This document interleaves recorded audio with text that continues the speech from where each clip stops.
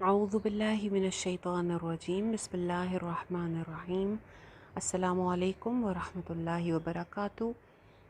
ہم پڑھ رہے تھے جزم، اور جزم میں ہم نے پچھلے ہفتے جو پڑھی تھی ورڈز پڑھے تھے وہ ورڈز تھے جن کے اوپر آواز جو ہے وہ جاری رہتی ہے۔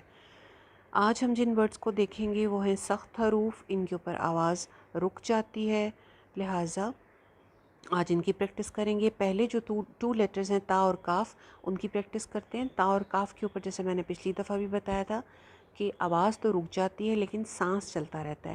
سانس کے چلنے کی وجہ سے ان کے اوپر قلقلہ نہیں ہوتا۔ جب ہم آواز اور سانس دونوں روک لیتے ہیں تو پھر قلقلہ کسی آواز پیدا ہوتی ہے، یعنی جھٹکے کسی جھٹکا نہیں کہنا چاہیے، باؤنسی ساؤنڈ پیدا ہوتی ہے، آواز ہل جاتی ہے یا اچھل کے واپس آتی ہے۔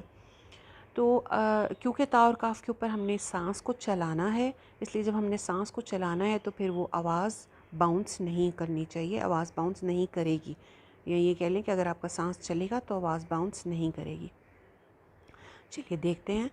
کانت، نت، ابھی دیکھیں نت، سانس تا کے اوپر آپ نے سانس چلانا ہے، اگر آپ نے سانس روکا تو بنے گا کانت، نت، نت، وہ دیکھیں باؤنس ہو رہا ہے، جیسے اچھل جاتی ہے آواز، تو وہ آواز کو اچھالنا نہیں ہے بلکہ سانس کو ہلکا سا چلتے رہنے دینا ہے تاکہ قلقلہ کسی جو صفت ہے وہ پیدا نہ ہو۔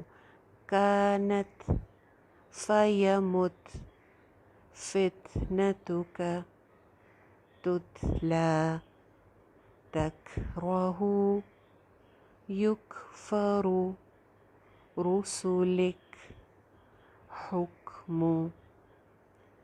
آگے ورڈز آ جاتے ہیں جن کے اوپر قلقلہ کرنا ہے، یعنی آواز اور سانس دونوں رکیں گے، آواز جو ہے وہ باؤنس کر جائے گی۔ خلقنا، اقسم، رزقنا، یقبل، شطرہ، یطعم، اطعام، تطعمون، قبلک وتب، جبریل، سبحانک، تجری، تجزون، رجز، مجرمیہا، ادنا، وتدلو، یجد، عدوان۔ حرکات کو کنٹرول رکھنا ہے، لاسٹ لیٹر کی زبر زیر پیش کو لمبا نہیں کرنا۔ اس کے بعد حمزہ آ جاتی ہے، حمزہ کے اوپر بھی سانس اور آواز بیک وقت روکتے ہوئے سختی سے ادائیگی کرنی ہے۔ نأتی، رؤیاک، شئتما، یؤمنون۔ بالکل ٹھیک۔